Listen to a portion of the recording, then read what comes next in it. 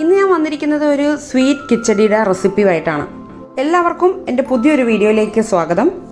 ഈ സ്വീറ്റ് കിച്ചടി എൻ്റെ ഹസ്ബൻഡിൻ്റെ വീട്ടിൽ ബ്രേക്ക്ഫാസ്റ്റിന് ഉണ്ടാക്കുന്ന ഒരു വിഭവമാണ്. ഈ സ്വീറ്റ് കിച്ചടിക്ക് മറ്റൊരു പ്രത്യേകത കൂടിയുണ്ട്.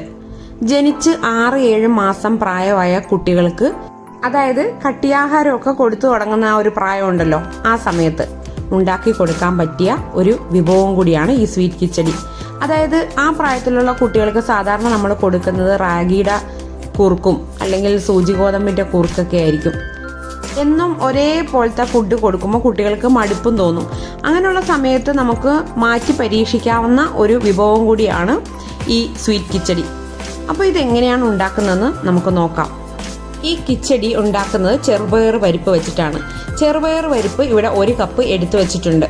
അതുകൂടാതെ 1/4 കപ്പ് ബസ്മതി അരി കൂടി എടുത്തു വെച്ചിട്ടുണ്ട്. ആദ്യം നമുക്ക് ഈ ബസ്മതി അരി അരമണിക്കൂർ വെള്ളത്തിൽ കുതിർത്തി വെക്കാം. ഇനി ഇതിന് വേണ്ടുന്ന തേങ്ങാപ്പാൽ റെഡിയാക്കിയെടുക്കാം. അതിനുവേണ്ടി ഇവിടെ 2.5 കപ്പ് തേങ്ങ ചിരണ്ടിയത് ഒരു മിക്സിയിലോട്ട് ഇട്ട് വെച്ചിട്ടുണ്ട്. ആദ്യം നമുക്ക് ഇതിൻ്റെ 1/4 പാൽ എടുക്കാം.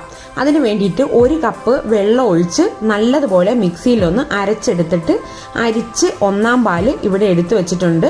1/4 പാൽ 1 കപ്പാണ് എടുത്തു വെച്ചിരിക്കുന്നത്. ആ അരിച്ചു മാറ്റിയ തേങ്ങയിലോട്ട് വീണ്ടും 2.5 കപ്പ് വെള്ളവും കൂടി ഒഴിച്ചിട്ട് നമ്മൾ ഇവിടെ 2/4 പാൽ അരിച്ചെടുത്ത് വെച്ചിട്ടുണ്ട്. 2/4 പാലാണ് ഇവിടെ ആ ബൗളിലിരിക്കുന്നത്. അത് 3 കപ്പാണ് ഉള്ളത്. ഈ റെഡ് ഗ്ലാസ്സിൽ ഇരിക്കുന്നത് 1/4 പാൽ 1 കപ്പാണ്. ഇനി നമുക്കിത് എങ്ങനെയാണ് ഉണ്ടാക്കുന്നത് നോക്കാം. അതിനുവേണ്ടി ഇവിടെ കുക്കർ എടുത്തു വെച്ചിട്ടുണ്ട്. ഇതിലേക്ക് ചെറുപയർ പരിപ്പ് 1 കപ്പ് ഇട്ട് കൊടുക്കാം. ഇത് നല്ലതുപോലെ കഴുകിയെടുക്കണം. അതിനുശേഷം വെള്ളമൊക്കെ കളഞ്ഞിട്ട് അതിലേക്ക് കുതിർത്തി വെച്ചിരിക്കുന്ന ബസ്മതി അരിയും കൂടി ചേർത്ത് കൊടുക്കുക. ഇനി ഇതിലേക്ക് എടുത്തു വെച്ചിരിക്കുന്ന 2/4 പാൽ 3 കപ്പ് ചേർത്ത് കൊടുക്കാം. 2/4 പാൽ ചേർത്ത് കൊടുത്തതിന് ശേഷം ഇതിലേക്ക് 1/4 ടീസ്പൂൺ ഉപ്പ് പൊടി ചേർത്ത് കൊടുക്കുക. ഇനി ഇത് നല്ലപോലെ ഒന്ന് ഇളക്കി കൊടുത്തതിന് ശേഷം കുക്കറിന്റെ അടപ്പ് വെച്ച് അടച്ചിട്ട് അടുപ്പിൽ വെച്ച് ഹൈ ഫ്ലെയിമിൽ ആദ്യത്തെ വിസിൽ വന്നതിന് ശേഷം തീ കുറച്ച് വെച്ച് 10 മിനിറ്റും കൂടി വേവിക്കുക. അങ്ങനെ വേവിച്ച് വന്നിരിക്കുന്ന ചെറുപയർ പരിപ്പും ബസ്മതി അരിയും കൂടിയാണ് ദേ ഈ കാണുന്നത്. ഇനി ഇതിലേക്ക് നമുക്ക് ചേർത്ത് കൊടുക്കേണ്ടത് 1/4 പാലാണ്. നമ്മൾ നേരത്തെ എടുത്തു വെച്ചിട്ടുണ്ടായിരുന്നല്ലോ 1/4 പാല്.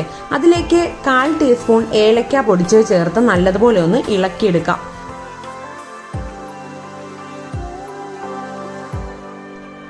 ഇനി ഈ 1/4 പാല് നമുക്ക് നേരത്തെ വേവിച്ച് വെച്ചിരിക്കുന്ന കുക്കറിലോട്ട് ഒഴിച്ചു കൊടുക്കാം. എന്നിട്ട് ഇത് നല്ലതുപോലെ ഒരു തവി വെച്ചിട്ട് ഇളക്കി കൊടുക്കുക. ഇതൊരു തിക്കായിട്ടുള്ള ഒരു വിഭവമാണ്, അല്ലാതെ പായസം പോലെ ഒരു ലൂസായിട്ടുള്ള ഒരു വിഭവമല്ല. ഇനി ഇതിലേക്ക് നമുക്ക് പാകത്തിന് പഞ്ചസാര ചേർത്ത് കൊടുക്കാം. അത് ഓരോരുത്തരുടെയും മധുരത്തിനനുസരിച്ച് നിങ്ങൾക്ക് ചേർത്ത് കൊടുക്കാവുന്നതാണ്. ഞാനിവിടെ 1/2 കപ്പ് പഞ്ചസാരയാണ് ചേർത്ത് കൊടുക്കുന്നത്. പഞ്ചസാരയും കൂടെ ചേർത്തിട്ട് ഇത് നല്ലതുപോലെ ഒന്ന് ഇളക്കിയെടുക്കാം. ഇപ്പൊ നമ്മൾ 1/4 പാലും പഞ്ചസാരയൊക്കെ ചേർത്ത് നല്ലപോലെ ഇളക്കി കൊടുത്തിട്ടുണ്ട്. ഇനി വീണ്ടും ഇതൊന്ന് അടുപ്പിൽ വെച്ച് ഒരു മീഡിയം ഫ്ലെയിമിൽ തിളപ്പിച്ചെടുക്കാം. ഇങ്ങനെ തിളയ്ക്കാൻ വെക്കുമ്പോൾ നല്ലതുപോലെ ഇളക്കി കൊടുക്കണം, അല്ലെങ്കിൽ അടി പിടിക്കും. ഇപ്പൊ ഇവിടെ ഈ കിച്ചടി നല്ല റെഡിയായി വന്നിട്ടുണ്ട്, തിളച്ചൊക്കെ വന്നിട്ടുണ്ട്. ഇനി നമുക്കിതൊരു സെർവിങ് ബൗളിലോട്ട് മാറ്റാം. ഇത് കഴിക്കുന്നത് നെയ്യും ചേർത്തിട്ടാണ്. നമ്മൾ ഈ കഴിക്കാനുള്ള ബൗളിലോട്ട് ഈ കിച്ചടി എടുത്തിട്ട് കുറച്ച് നെയ്യ് എടുത്ത് ഇതിന്റെ മുകളിലോട്ട് ഇങ്ങനെ ഒഴിച്ചു കൊടുക്കുക. ചൂടോടുകൂടി തന്നെ ഒഴിച്ചു കൊടുക്കണം. അതിനുശേഷം ഇത് ഇളക്കിയിട്ട് നമ്മൾ കഴിക്കണം. പഞ്ചസാരയൊക്കെ ഓരോരുത്തരുടെ മധുരത്തിനനുസരിച്ച് പോരെങ്കിൽ ഈ സമയത്ത് ഇട്ട് കൊടുക്കാവുന്നതാണ്.